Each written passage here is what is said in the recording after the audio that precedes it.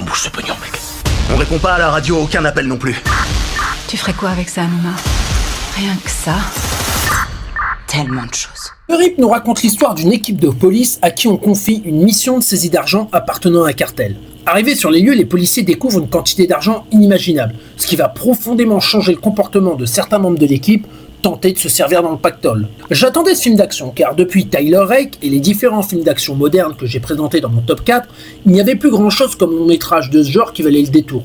Le casting de plus est assez imposant, Matt Damon, Ben Affleck, Sasha Calle et Scott Adkins. Le réalisateur, par contre, c'est vrai, n'annonçait rien de bon.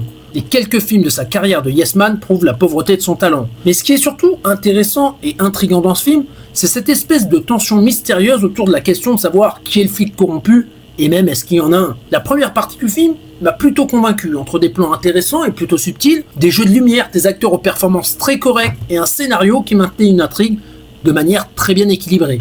Mais très vite, au milieu, l'histoire prend l'eau. Entre des policiers trop suspects pour être vraiment coupables et des indices énormes sur le véritable flic corrompu, le film commence à devenir assez faible et vraiment générique sur son histoire, ce qui est quand même le seul intérêt de ce film.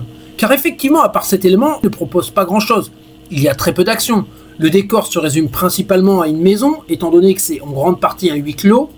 Il n'y a pas d'action, à part la fin, et c'est quand même assez vite de ce côté-là. Ce qui est étonnant, c'est que The Rip a coûté plus de 100 millions, alors que Ambulance de Michael Bay, avec beaucoup d'effets, d'explosions, de cascades, ainsi que de nombreux véhicules, a quasiment coûté 2 fois moins. Et la dernière partie du film est un véritable naufrage entre une conclusion décevante et une moralité consensuelle. Ça devient un enfer à voir. Et le film m'a autant déçu que ce qu'avait pu faire Guy Ritchie avec Fountain of Youth. Des putains de traîtres dans chaque division. Fais gaffe à toi. À couvert! Là, la barrière! Je vais de ce côté! Je m'occupe de toi! Tu veux voler ce butin? Vas-y, dis-le! Lâche-moi, putain! Et ce qui m'intéresse le plus dans ce film, c'est son exemple, qui reflète un problème général sur les productions grand spectacle modernes, notamment celles produites par Netflix. Je pense que The Rip avait une bonne intention de bien faire en tant que film d'action. D'ailleurs, ça se ressent dans la première partie. Mais je pense que Netflix a fait pression pour que le film soit accessible à un plus grand public, quitte à s'aborder le projet initial.